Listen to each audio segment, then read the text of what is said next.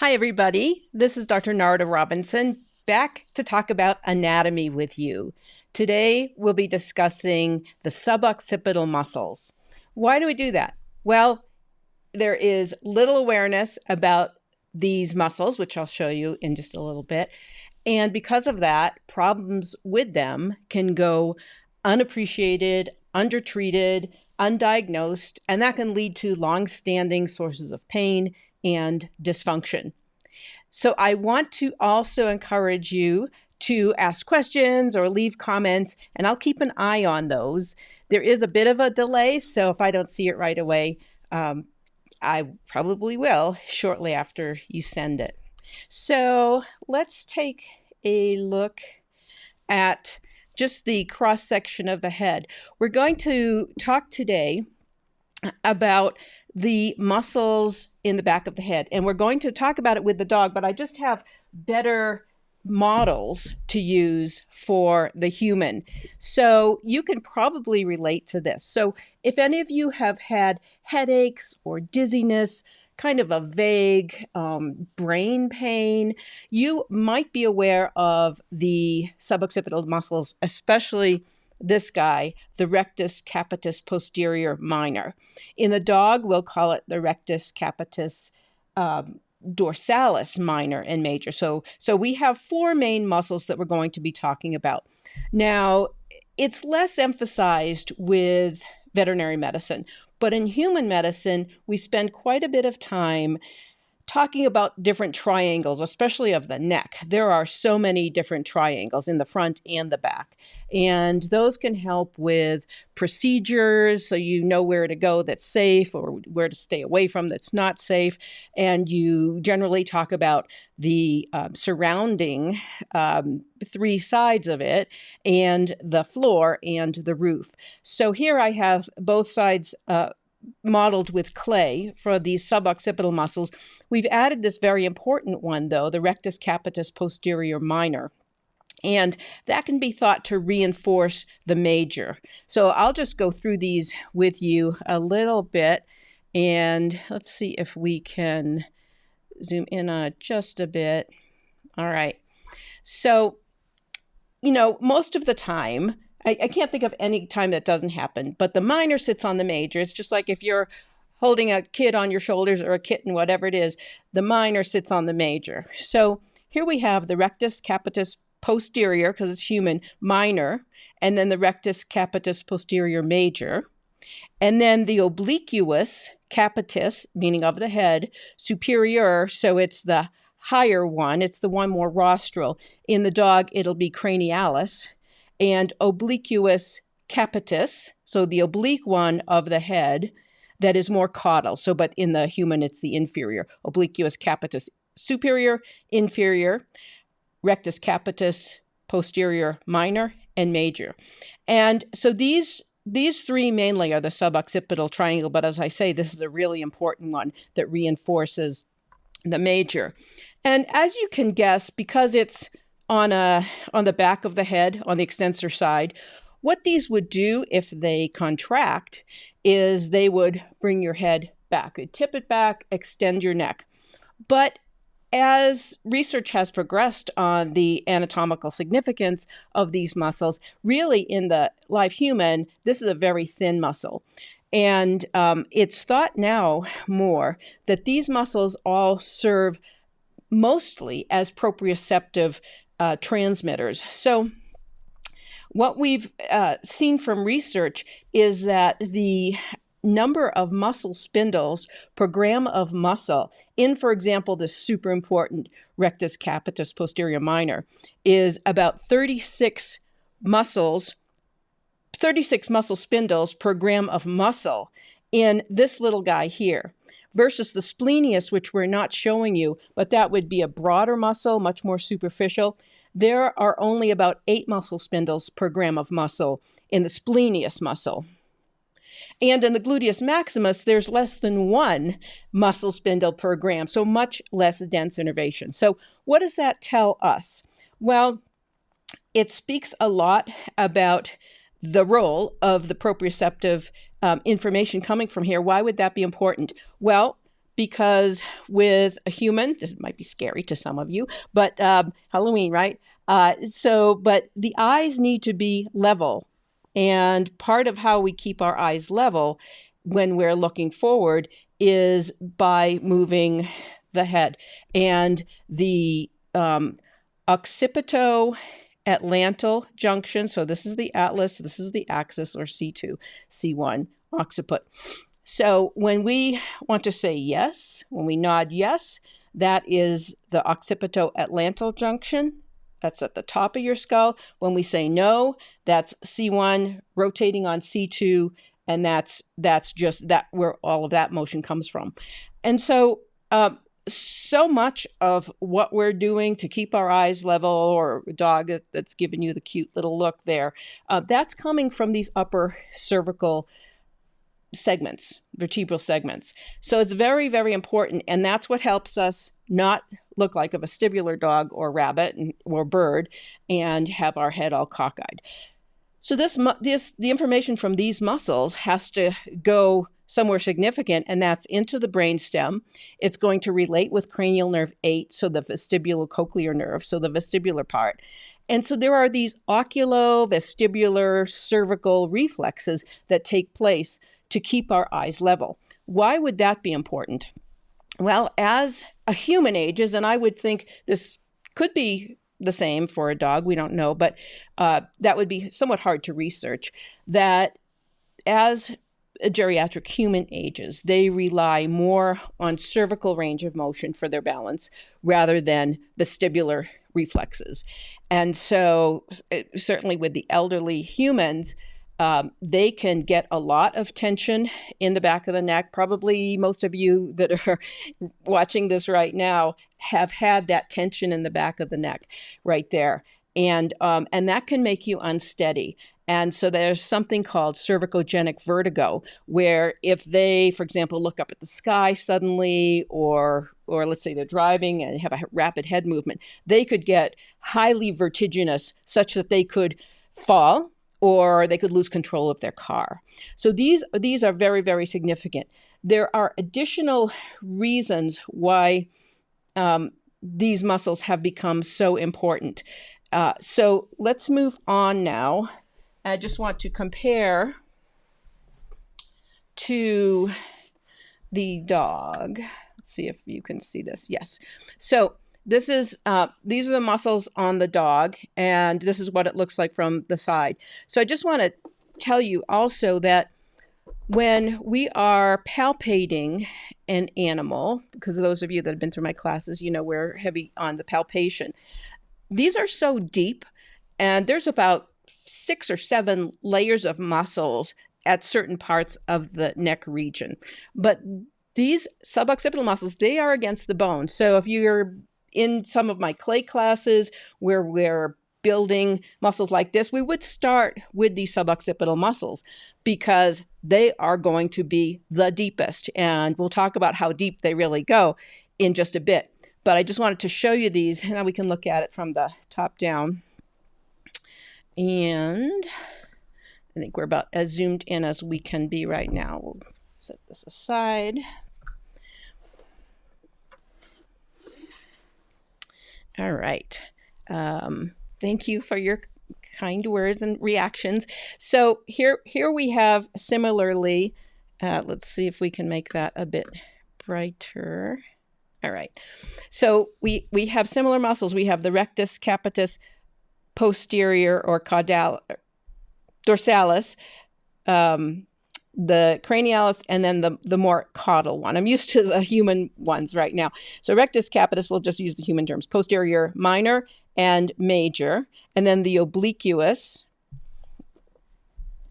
cranialis, obliquus, caudalis. And so they're making a triangle, but with the reinforcement of the rectus, capitis, posterior, minor there, which is the most significant of all of these.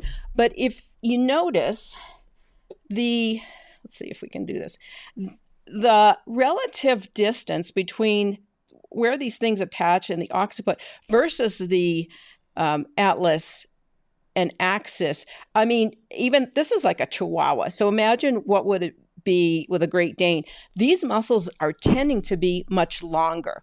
And it's just amazing. And then even the Atlas, when we look at that, that's pretty long in comparison. So there definitely are differences. Now, how would this affect a dog? So compared to us, now we have this essential bowling ball on our shoulders. And so we have the opportunity as bipeds to do other stuff with our thoracic limbs other than walk on them, most of us. And we can see typically a bit further than a quadruped can. However, now that we have our devices, our heads are down quite a bit, and we are straining the neck. And as we continue to move forward there, we get this translation of the head of the occiput on top of the atlas.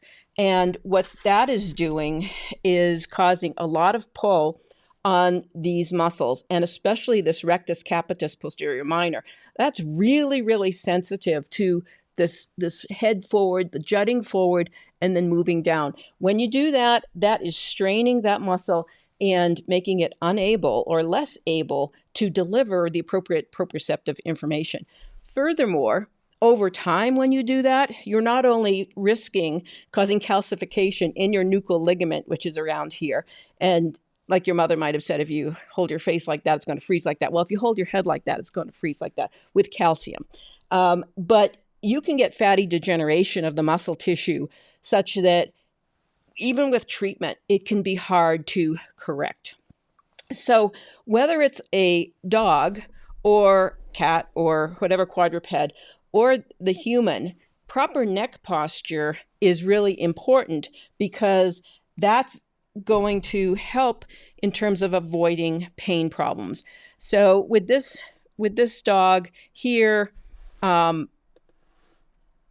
it seems a little bit ventroflexed. I mean, this is just a reproduction skeleton, but pay attention to how your dogs and cats are moving, even horses. Is their head tending to be down? Can they raise it high? Can they look up easily? If not, there could be a number of muscles that are having dysfunction. And sometimes with acupuncture, if we want to treat with acupuncture, those of you who know that realize that bladder 10 is here at the back of the skull.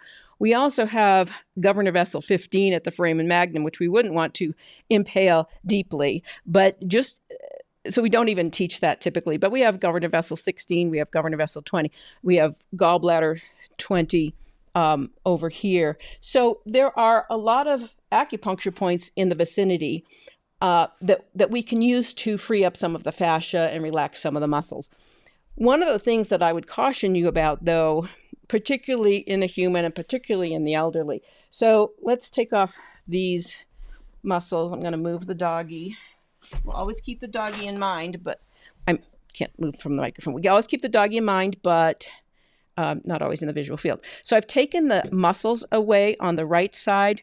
I don't know if you can see that or not, but this right here is the vertebral artery. So that's one of the contents of the suboccipital triangle. If we take this side off too, this is more the vascular side. And you can see right there that this is where the vertebral artery is coming up through the transverse foramina and taking a right angle over the axis.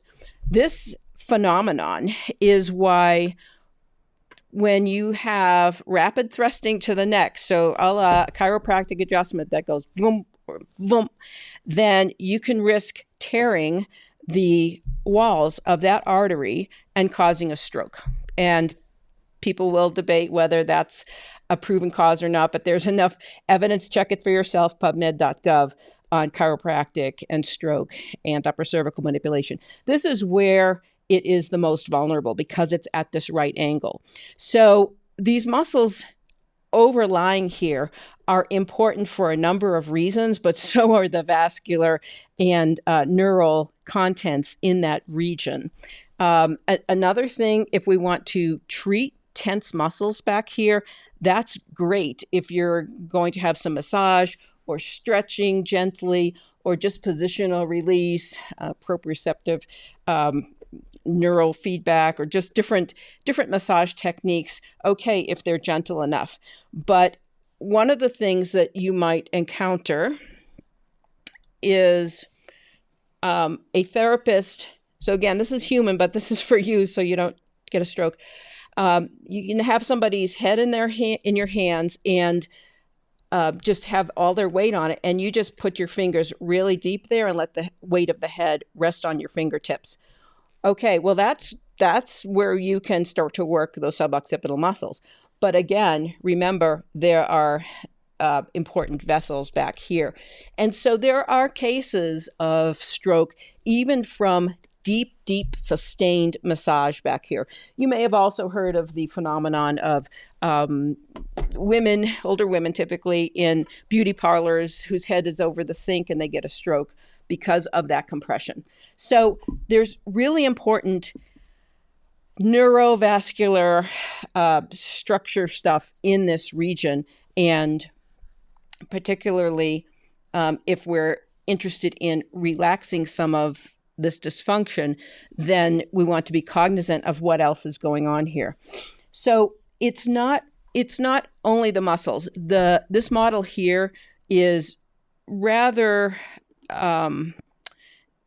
indistinct as far as the muscles in the back of the head here. But this is where all this would happen. The rectus capitis posterior minor would be coming up here. And the key significance of that muscle is that probably in mid-1900s or later in that century, osteopathic physicians that were really interested in craniosacral work had determined that the muscles from the fibers from that muscle will interdigitate with the membranes here. So we have the atlanto-occipital membrane here in white. So let's say this is the rectus capitis posterior minor, or dorsalis minor in the dog. This is the atlanto-occipital membrane. This just medially is the dura. So it's the thick covering of the central nervous system, goes all around, goes down to your spinal cord. And this is the big significance here, is that you have a myologic fascial connection directly to the central nervous system. So this is the covering of it, but this is where it attaches. And there may be other muscles as well that attach to the dura. This is the atlantoaxial membrane, also important. So these are like layers, and the fibers interdigitate. There's even some suggestion that there are fibers from the muscle here, rectus capitis posterior minor, into the dura.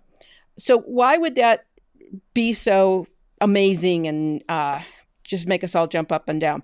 Well, for those of us that work with a myofascial approach and are freeing the soft tissues around the head, around the body, elsewhere, even down the body, and realizing that the supraspinous ligament attaches into the nuchal ligament, which can also attach to the dura. Just all around, we're working. Even the other end of the spinal cord attachment to S2. So the dural attachment at S2 in the sacrum or at the foramen magnum is both attached there. So we think of whole body processes, but we also think about the cervicogenic vertigo. We also think about headaches that from this muscle can just vaguely go in through the brain, can be really disturbing, can maybe radiate to the eye area. And I see a question, so I will get back to that. And cause that dizziness, cause just a muzziness of the head. So for all those reasons for this, but let's take another look at what the other structures are here. And yes, let me just say about the comment. It makes me really wonder the long-term effects of framing horses' heads in the hunter and dressage discipline. Yep. And the long-term effects of that type of training day in and day out for years. Absolutely. I would agree with that.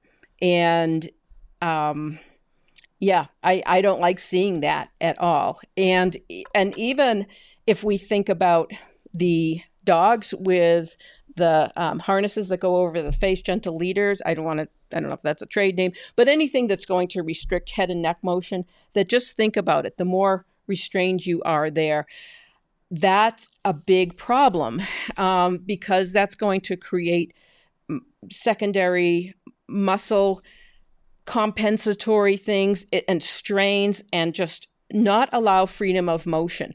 So a big revelation that's happening now in the scientific literature and has been unfolding for well over a decade now, especially, is that because of the attachments of these things outside of the nervous system to the nervous system, that we see how complex motions of how complex the attachments are of various parts of your neck to what is happening intracranially. So we could only just imagine, or well, because we can't see it maybe in real life, but we can see the justification for it anatomically, that if this is all strained and irritated, might it not cause irritation, even inflammation of the dura? Might that just spread that tension in the dura? I know there have been times that I've had a headache and it just feels like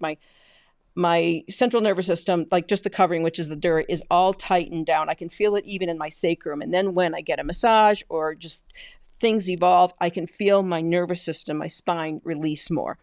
And so it's not that these structures, these fascial infoldings and structures in the head are inert. They are very motile, to the degree that it is the motion in the brain that is helping the cerebrospinal fluid circulate. And so where is that happening? That's happening in the ventricles. We don't see the lateral ventricle here, but we see ventricles here, fourth ventricle here. We see room for a cerebrospinal fluid here, and it's going to drain down the spinal cord. Cerebrospinal fluid is vital for nutrients to reach the brain and other structures, for, just to eliminate metabolic waste products. It's also crucial to help the brain be suspended in a neutral kind of fluid environment. Otherwise, if it wasn't suspended in fluid, it would sink. So it's super vital, and it circulates. And so there is intrinsic motion in the nervous system, brain and spinal cord, that helps pump the cerebrospinal fluid through here. So from that perspective, if we did not have attachments at these sites, then it's possible that when you extend the head and neck, tip it back, that the dura could fold over. What would that do? That could block this important passageway here, and you could get a buildup, you could get a stoppage, you could get really big problems with your CSF. You might also end up having some compression of the C1 spinal cord segment, and that would be huge. You have the medulla right up here. There's cardiopulmonary centers in through here that are really vital. And so having this area be good and non-impacted, non-pressurized means that you have, one of the biggest things is good vagal tone. And so that's the beauty of treating this and not having animals or humans' heads all locked up, whether it's because of something another human is doing to them or a human is doing to an animal, or because you're just so tense all the time. So we have the central, the cerebrospinal fluid attachment. Let's see what other things are in here, and then we'll kind of wrap it up. But it's hard to overemphasize the significance of this little bit of real estate that is next to this little bit of real estate, as far as governing homeostasis, as far as balancing your autonomics, because if we just look at the innervation of this region and the muscles back here, I'll just keep on using this model. We know that the C1 spinal nerve, first cervical spinal nerve, supplies the muscles, the suboccipital group back here, and it's the dorsal primary ramus. what does that do for us? Well, C1 crosstalks with the vagus, and so that's significant. It also, as C1 and C2 nerves that would come out here, when they enter the spinal cord, they are commingling with fibers from the spinal nucleus of the trigeminal nerve, which mediates pain in the neck and face. And so another thing that can happen as a result of suboccipital tension here is you could get also pain referred to the masseter muscle, to the neck, to the trapezius. And so for those of you that have had TMJ, temporomandibular joint dysfunction, this is part of this whole big complex, is the crosstalk between this region and the vagus and the trigeminal nerves can just mess up this whole region here. So this being the masseter here, but just think of all those muscles of mastication. And also, if you think of this, so the nuchal ligament, this white stuff is, well, the nuchal ligament would actually attach all the way up here to the external occipital protuberance. But just the density of fascia coming here, and so this whole region, probably many of you have this a lot. You have tension around your ear, you have tension headaches maybe from your occipitalis to your occipitofrontalis muscle. So we have that in this region as well. So we have upper cervical nerves innervating some of the more superficial muscles. We have the trapezius, which is supplied by the accessory nerve, which is the spinal accessory nerve, which is cranial nerve 11. We have cranial nerve 7, which is coming here for the frontalis part of the occipitofrontalis, occipitalis muscle. So we have stress headaches here. We have engagement or crosstalk with the vestibulocochlear nerve, so cranial nerve 8. And also, just to wrap that up, we have little fibers from the superior cervical sympathetic ganglion coming up and cross-talking here. So we have a sympathetic connection here. We have sympathetic, parasympathetic, and everything else. So just think about this. If you have a dog or cat or horse or human, whatever, that isn't doing well and that is really locked up in the back of the neck. I know that we don't typically learn how to palpate this in vet school, but my course, as you always do, and we do cross-fiber palpation of all these muscles. So we're going to go cross-fiber palpation.